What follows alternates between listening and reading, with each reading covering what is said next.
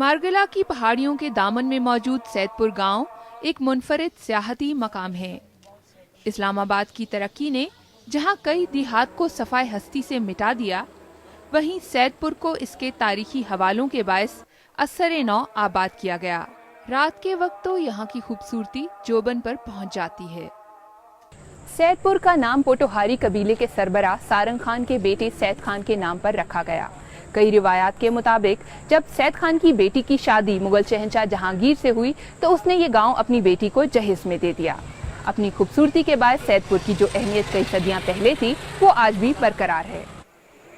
सैदपुर कभी मुस्लिम, कभी हिंदू और कभी बुद्ध मत हुक्मरानों के ज़ेरे असर रहा। हर हुक्मरान ने यहाँ अपने तमद्दुन की असरात तो छोड़े, लेकिन पहले से मौजूद दूसरे मज़ाहिब के निशानात को मलियामेट नहीं किया। अब सैदपुर में दूसरे मज़ाहिब की इबादत गाहों को बहाल तो कर दिया गया है, लेकिन ये इबादत गाहें आबाद नहीं हो सकीं।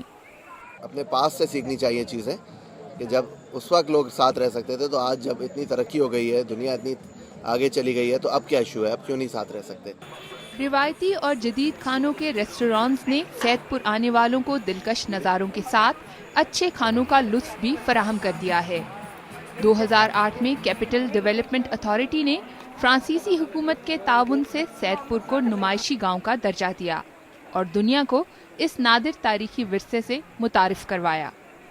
really admire the architecture, यहाँ का पाकिस्तान का Mughal art and I'm big fan of all this. Saidpur आने वाले यहाँ से यादों के साथ सुवेनियर्स ले जाना भी नहीं भूलते, लेकिन इस गांव की तारीख में एक सबक भी मौजूद है, जो है मजहबी हम आहंगी। शमाला जाफरी, BBC, इस्लामाबाद।